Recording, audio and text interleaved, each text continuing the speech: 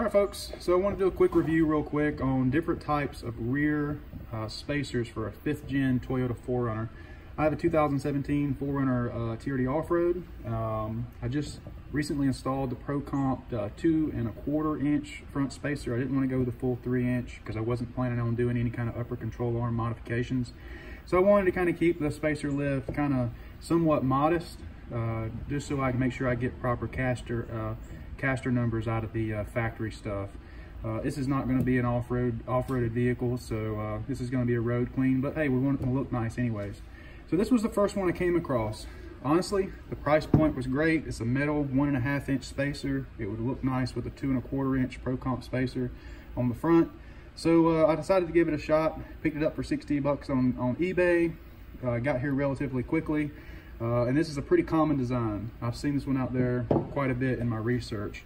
Of note, it does have this little lip here. I've seen it both ways. This lip actually sits in the vehicle like such. This lip on the bottom, I've seen it rest on top of the factory bump stop that mounts inside the coil at the top. I've seen it rest on top of that, and I've also seen it where you remove that factory bump stop and you just put this on there.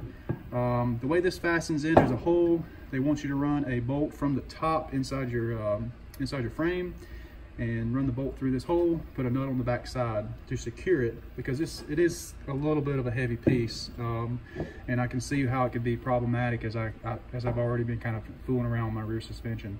So this attaches in, coil spring goes up under. The thing I didn't like was this piece, this lip. Again, it rests right inside. It doesn't really secure your coil spring at all. But again, that's the design of it. It's a pretty common design. So I didn't like it. However, I went ahead and purchased the Rancho 1½ inch poly spacer. So definitely much lighter. And as you can see, there is definitely a size difference. And the reason for that is this is designed to go around the coil spring and secure it. I do like that better. I was a little bit uneasy about the poly at first. After some research online, it seems like the poly does not make any noise, when the suspension's are, back reinstalled. I guess one of the common critiques about the metal is every now and then you do hear it. But I can't verify that. That's just based on what I reviewed. But what I can see is this is a much better design in my opinion. As far as the poly spacer, it's larger in size and fits over top of the coils, and your factory bump stop just seats right through on top of here. So measuring them both, this one claims to be 1½ inch. This one claims to be 1 inch. They both are 1.5 inches. So I'm expecting the same amount of lift at the end of the day. But again, I just wanted to give a quick comparison of the two in case you guys are trying to make the same decisions that I am.